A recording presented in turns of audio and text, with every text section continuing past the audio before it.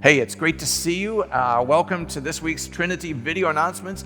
I am here with a special guest this week with one of our members, one of my friends, one of the people who is stalwart here at Trinity, Kevin Klee. Kevin, if you come to 1030 worship or if you watch 1030 worship, Kevin and his wife sit on the lectern side, halfway back from where the break is. Is that right? That's right. That's right. Exactly right. But Kevin is here specifically, not just because he's a great guy, but also because he's instrumental in a new program that's going to be taking place that's going to have a kickoff on Sunday afternoon, October 27th. And on Sunday afternoon, October 27th at 4 o'clock, we are going to have our first jazz worship liturgy. And Kevin is the director of that Jazz Worship Liturgy, 4 o'clock on Sunday, October 27th. And Kevin, actually, you have experience with this. Yes, I do. I was a band director for 40 years and did a jazz band or two or three during all 40 of those years. And I had the privilege to serve another local church in the music ministry here. And we did some jazz vesper service and experimented with a couple of different formats for a Sunday worship service involving jazz combos and even a big band. Excellent, excellent. So, yeah, Kevin came to me and said, I have this idea. I have this thing I can do, and I'd like to give it a shake. And there is a long history of jazz in worship. I mean, there's some really famous jazz in worship. That's true. That's absolutely true.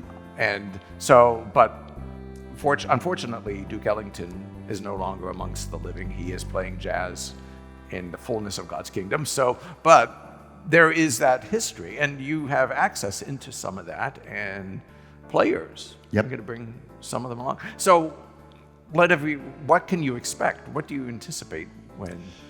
Well, in format, it'll be very similar to a regular service that you might experience at 8 o'clock or 10:30 here in the sanctuary.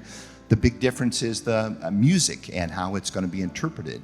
So the way that I'm working to schedule this is that we would be doing traditional hymns out of the Lutheran hymnal, celebrating 500 years. But we would be doing them in a jazz style.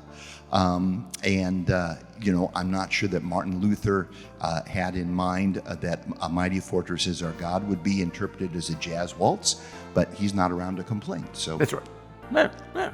Well, I mean, Martin Luther was a man of his moment, a person of his moment, and sometimes the moment moves into some new idioms, and you're going to help bring that. Now, one of the things that we talked about on the 27th, this is very much professional musicians coming to be with us, to help be the musicians, do this presentation.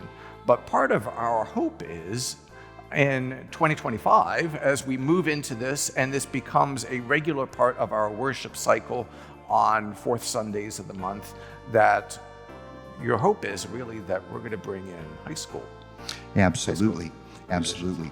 Fort Wayne's really a hotbed for high school jazz bands, not just some of the best bands in the city, but also in the state and even the nation. And I was blessed to be a part of that and had some very, very talented students that I got to work with. And I know the area directors, and because of my background as an adjudicator now, I get to judge some high school jazz festivals.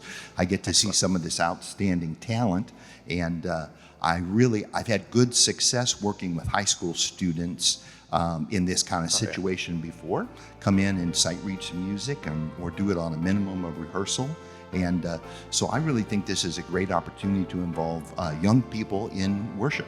Right. And so, but then part of what this is also about is not just for you all who watch this, who might participate in our other worship opportunities. Of course, we'd love for you to come. But also to say that worship has a broader sense than sometimes we even experience on Sunday. There is this broader expression of it. And, Sunday at 4 o'clock and a jazz ensemble really could speak to some people maybe who find it challenging to get here at 10:30 on Sunday morning for very, very traditional things like we do. So, to bring that is a real gift to the city. Is there anybody else doing anything quite like this? No, I don't think so. I don't think so currently.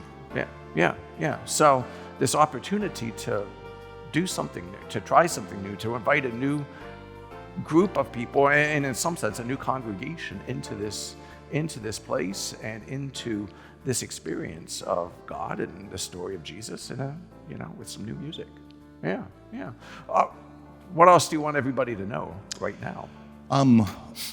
Really excited about the musicians we have lined up for this first worship service. We have Ed Renz on woodwinds. He plays flute and clarinet, all of the saxes, soprano, alto, tenor. And so he really brings a lot of versatility to the arrangements. We've got Eric Clancy back on piano from the Jazz Brothers concert a couple of weeks ago. We have Michael Patterson back on bass, and Michael is also a very talented guitar player and singer, so we're going to try to utilize some of those talents as well. And then my brother Kent, who's really the musician in the family, he'll be playing drums for us. Excellent. And you're their director. Yes. I kind of hold the things together. I do the music arrangements. I just want to encourage members of the congregation. There'll be some things that are very familiar, some hymn tunes that you've sung hundreds, if not thousands of times before, but just interpreted in a slightly different fashion.